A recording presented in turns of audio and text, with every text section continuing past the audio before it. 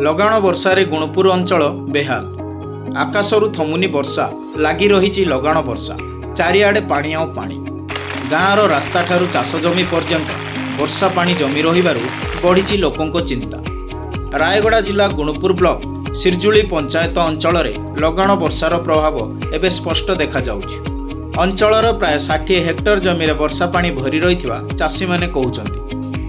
कईठपदर आंबगुड़ा, आरसिंगुड़ा, रेगालपदर, विजयपुर, पणसगुड़ा, गुलमुंडा ठारू बड़ आचबा पर्यंत विभिन्न अंचल में लगाण वर्षार प्रभाव देखा मिली। विभिन्न स्थान में चाष जमी पानी जमी रही धान सह अन्यान्य फसल और पनीपरिया चाष प्रभावित होइछि। कईठपदर ग्रामर विभिन्न स्थान में पानी जमी देखा मिली। लगाण वर्षा जोगु गाँ गंडारे जनजीवन प्रभावित होइछि। वर्षार तीव्रता केते अधिक ताहा आजिर वर्षा रेकर्ड ही स्पष्ट होइछि। आज अगस्ट 23 तारिख सकाळ 8:30 सुधा गत 24 घंटे गुणपुर ब्लॉक रे 260 मिलीमीटर वर्षा रेकर्ड होइछि। यह रायगड़ा जिले में यही समय मध्य सर्वाधिक वर्षा। सेहीपरि काशीपुर रे 212 मिलीमीटर, पद्मपुर रे 118 मिलीमीटर और गुडारी रे 112.8 मिलीमीटर वर्षा होइछि। रायगड़ा जिले में गत 24 घंटे मोट 1063.6 मिलीमीटर वर्षा रेकर्ड होइतिबा वर्षा परिमाणर रेकर्ड जना पड़ी। एपटे लगाण वर्षार प्रभाव वंशधारा नदी उपरे मध्य पड़ी। आज सकाळ 6टा सुधा गुणपुर ठारे नदीर जलस्तर 81.28 मीटर रही। नदीर सतर्कता स्तर 83 मीटर और विपद संकेत 84 मीटर रही जना पड़ी।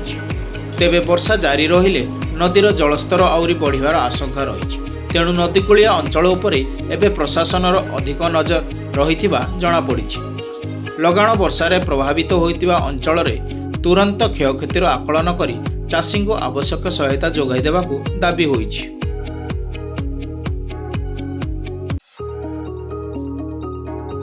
कौन है बोले 3 दिन है वर्षा पड़सी, तुरुड़ा बाड़ नष्ट, पुटलू बाड़ नष्ट, धान बिल नष्ट, घर दुआर बुसड़ी जाऊसी।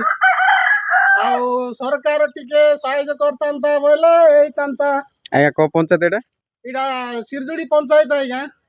आपन कोन व्यवसाय करछन? कपा करसु, धान करसु, तुरुड़ा बाड़, पुटलू बाड़, बांगण बाड़ आ सब गला, सब नष्ट हो गला। पिला पानी कांदसंती आमे कुड़ साड़ू टिके नाटे टिके ऋण बाड़ी कर लगाइलु। अब सब गला टिके गवर्नमेंट टिके साहाय्य करती लेता।